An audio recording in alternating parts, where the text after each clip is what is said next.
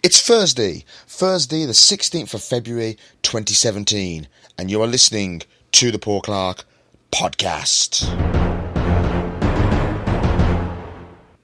And make no mistake, dear listener, make no mistake, that is exactly what you are listening to, okay? You are listening to the Paul Clark Podcast. And just so you know, just to take you behind the scenes here of the Paul Clark Podcast, the time, not that it really matters because it's a pre-record, but the time of me recording this, it's 11:40, 23:40 p.m. UK time. And I'm recording this in my bedroom. I'm just sitting at a desk, on a chair at a desk, recording this podcast, talking to you guys. And sometimes what I say may make sense, and other times maybe it won't. Sometimes I'll speak clearly and precisely, other times I'll stumble or fall over my words. But that's life, isn't it? You know, we're not all gifted with a teleprompter. We're not all like the professionals that you get, the supposed experts in the mainstream media. Now today, Donald Trump decided to tackle the mainstream media, the mainstream monsters, as I like to call them. Decided to tackle them head on and address his critics. Why? I have no idea.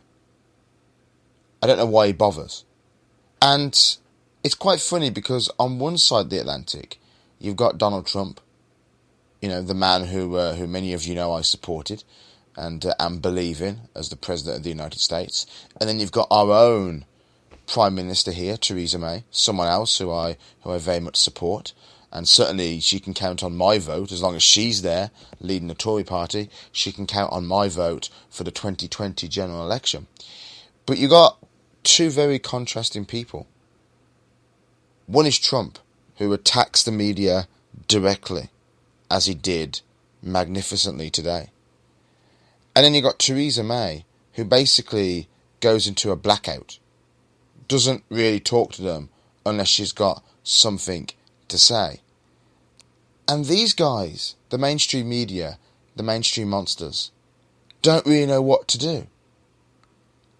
Across the pond, you've got the guy who stands up to them and calls them out for what they are, which is liars, which is people who distort the truth. Fake news. Because they like to call you and me, right, fake news. We're the fake news. I'm the fake news, apparently, with my podcast. Okay, you and me. The internet, that's fake news. Not these guys in the newspapers, not these prats like Evan Davis on Newsnight or James O'Brien on LBC. Those guys, no, they always give you the truth. They're always honest and straight talking. They haven't got a bias. They never mislead. They never sensationalise stuff. No, they never do that. But on the one side of the pond, you've got the guy who addresses them directly. And here, you got a woman, Theresa May, who basically talks to them when she thinks she needs to talk to them. And they don't know what to do. It's funny to watch them squirm and watch them fall over themselves because they don't know where to go. I suppose they're spending more time in America because they at least know they can get a rise out of Trump. And what's amazing is that Trump calls this press conference today and directly attacks the media, calls them out for what they are, which is liars, particularly the BBC, particularly CNN, particularly MSNBC, particularly ABC. You know, I mean, they're all fake news. They're all fake news. And there was a brilliant, just moments ago, I just came from watching tonight's Newsnight, and Evan Davis just got his ass handed to him by one of Trump's press secretaries. Oh, it was a thing of beauty. It was a thing of beauty. Evan didn't know what to do. Because, see, to the likes of Evan Davis or James O'Brien. We're the fake news, okay? It's you and me with our podcast that are the fake news, not them. They're always honest. But Trump's press secretary, no, he flipped it around and said, no, Evan, you're the fake news. The BBC's fake news. CNN is fake news. MSNBC is fake news. ABC is fake news. Sky News is fake news. You're all fake news, you guys. Your time is done. Okay? And here's what Trump needs to do. And maybe Theresa May will do it. But here's what Trump should do. Stop having press conferences with these guys. Block them out. Don't let them in to the White House. If you're going to have a press conference, Trump, do it live via Facebook. Do it on Periscope, on Twitter. Do it on YouTube. There are so many other ways now to get directly to the people that you don't need the likes of CNN, the Clinton News Network. As I say, you should check out, guys, the Newsnight segment today, where Evan Davis just got his ass handed to him, because it was a thing of beauty. Evan loses his mind when he's called out for what he is, which is fake news, which is bias fake news. But what Trump needs to do is stop inviting the fake news organisations in, like CNN and the BBC, and allow people like me in, podcasters, people like you, bloggers. Because we are the future, guys. I've said this before, but it is so true. Make no mistake, you and me, they're the BBC, CNN, they're the news of yesterday. We're the news of today. That's why I started the podcast out being honest with you there, because you see, unlike those guys, I'm not reading from a teleprompter, okay? And people say to me, they go, look, Paul, your podcasts are good, but you do repeat yourself a lot. Well, that's life. Have you ever had a conversation with someone and then you kind of think, hang on, they just said this to me a minute ago. We just had this conversation. Or we talked about this last week. That's life. People regurgitate themselves. People repeat themselves. But that's called being a human being. And we've all been brainwashed. We've all been duped into watching mainstream media and looking at them as they read a teleprompter and thinking it's authentic and proper and official. No, it's not. No, it's not. It's all fake. It's all rubbish. It's all nonsense. Don't believe a single word you hear from the mainstream media. But look, and that's not me, by the way, saying, come and listen to the Paul Clark podcast, I'll tell you the truth. I'm honest. I'm just giving you my opinions on stuff.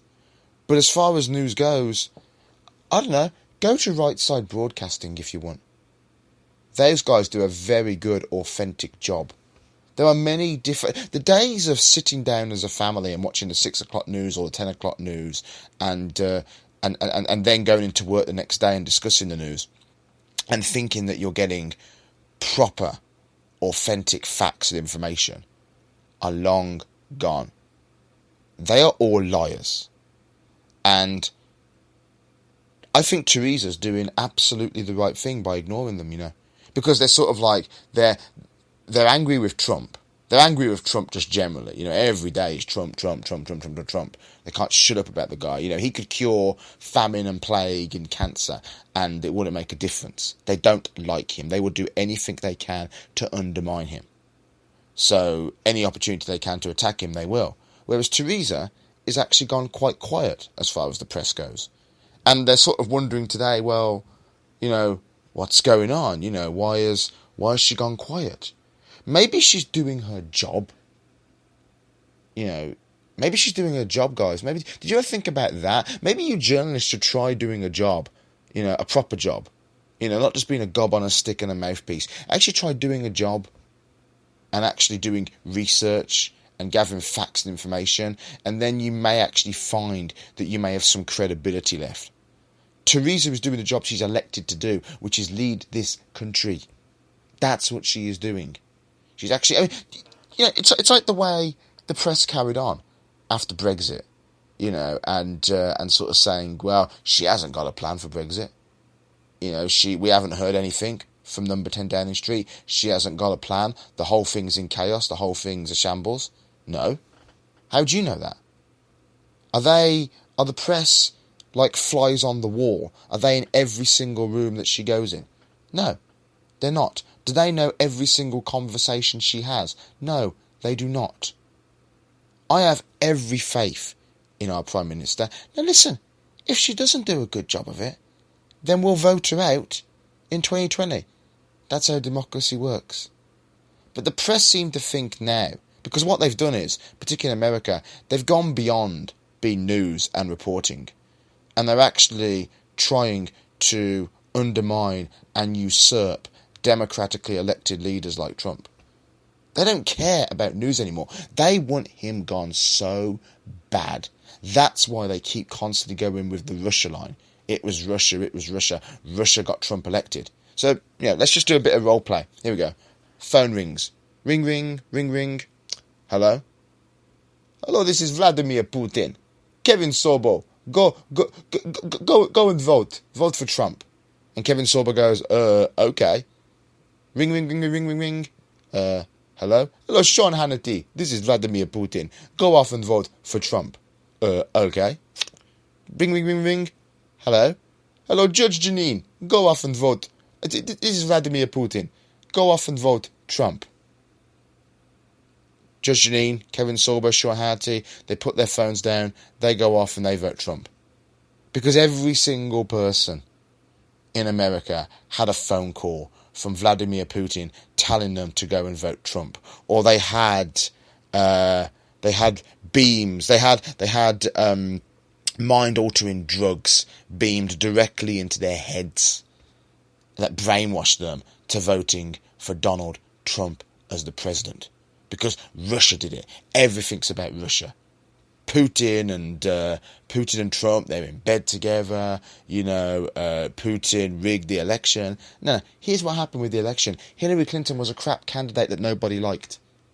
There you go, plain and simple. No one likes her. No one wanted her. She's a horrible, nasty woman, and people thought Donald Trump was a better option than a corrupt career politician bitch like her. That's what people thought. That's what people wanted. People want their jobs back, Evan Davis. People want their jobs back, James O'Brien. I mean, he's like the biggest prat ever, isn't he, James O'Brien? Like what the hell does he know about life? As he sits in his ivory tower at LBC, does he know what it's like to live in a small town with no opportunities and minimal jobs? I know you don't know that, do you, James O'Brien or Evan Davis? You have no clue. And make no mistake, guys, they hate the fact, right, that you and me, we have a right of reply with our podcasts. They hate the fact we have our blogs. It gets to them. It gets to them so bad because they think, and I've said this before in a previous podcast, but it's true, they think that you and me, like, we're basically the peasants and we should hang on their every word. And they've got the keys to Narnia. They've got the keys to truth and honesty and integrity. And we should just listen to them and hold on their every word. Pardon my French here, but I'm going to say it. Fuck them. Fuck Evan Davis. Fuck James O'Brien. Fuck every single mainstream media outlet out there. Because this is the Paul Clark podcast, okay? And I'm not perfect. And I'm not saying I always make sense. And I'm not even saying that everything that you've heard today, is authentic. Because I get things wrong, all right? I'm a human being. But I'm a normal human being who isn't getting paid tens of thousands by some organisation to spin a line of misrepresentation, a line of fake news. They're the fake news. And what Theresa May and Donald Trump need to do is just carry on doing what they were elected to do and tell the press to shut the fuck up.